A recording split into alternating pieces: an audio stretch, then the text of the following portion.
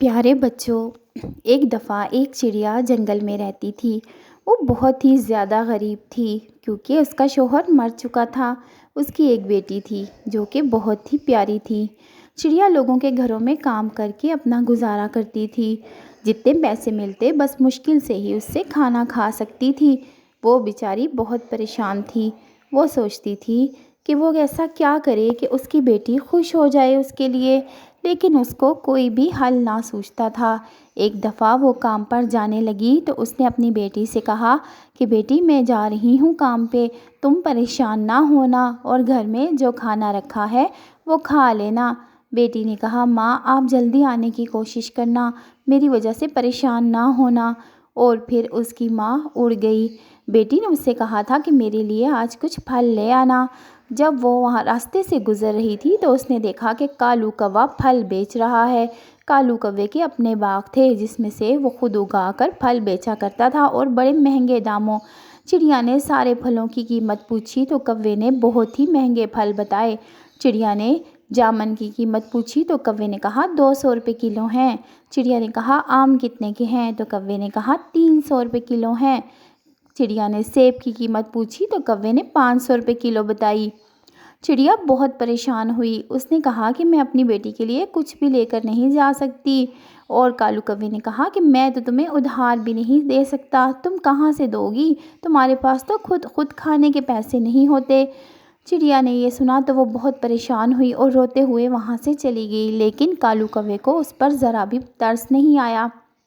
چڑیا گھر آئی تو اس کی بیٹی نے اس سے پوچھا کہ ماں میرے لیے پھل نہیں لائی؟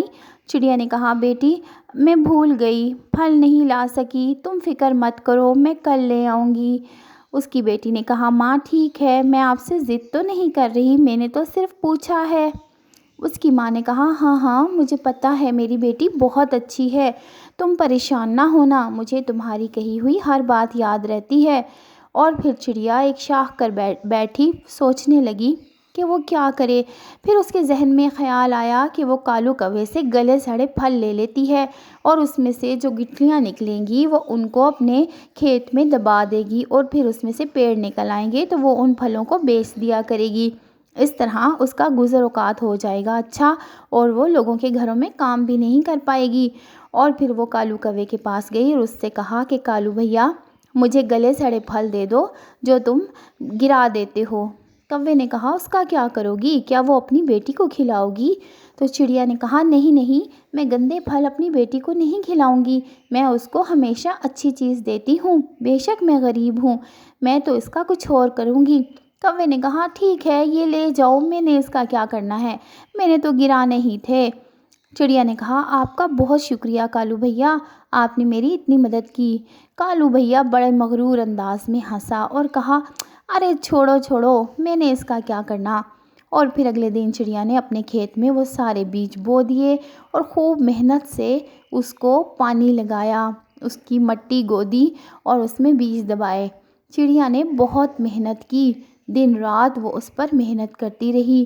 کئی دن کی محنت کے بعد چڑیا کو احساس ہوا کہ اب بیج پھوٹنے لگے ہیں، اور پھر کچھ دنوں کے بعد اتنی شاندار فصل ہوئی کہ چڑیا حیران ہو گئی، کیونکہ اس نے محنت بہت کی تھی۔ سارے پھل پیڑوں پر لدے ہوئے تھے اور چڑیا ان کو دیکھ کر خوش ہو رہی تھی۔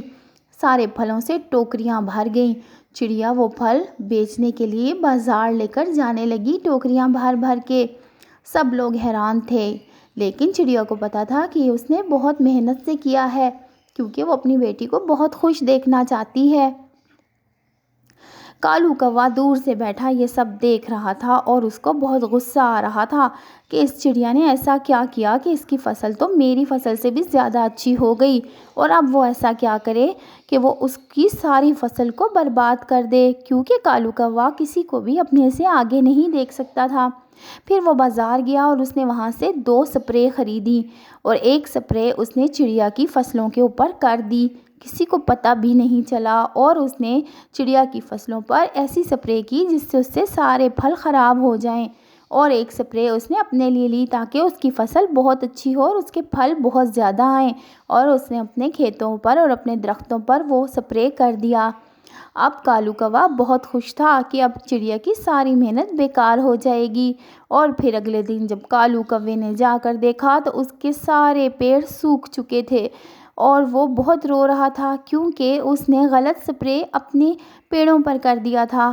چڑیا کے پیڑ پر اچھا والا سپرے کر دیا تھا اور اپنے کھیتوں پر گندا سپرے کر دیا تھا۔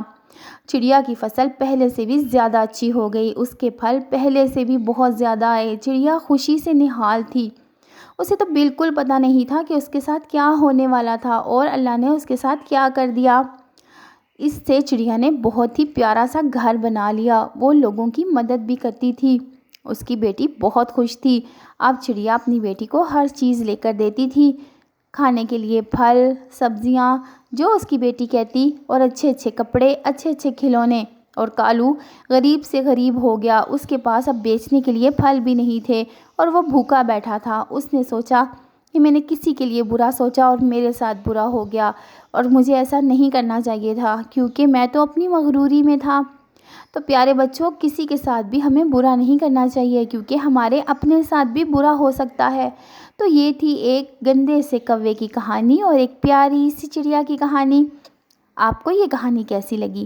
اگر آپ کو ذرا سی بھی یہ کہانی اچھی لگی ہے تو ابھی یہ آپ کے سامنے لائک والا بٹن آ رہا ہے نا، تو اس کو دبا دیں اور پھر ہمارے چینل کو سبسکرائب بھی کر لیں۔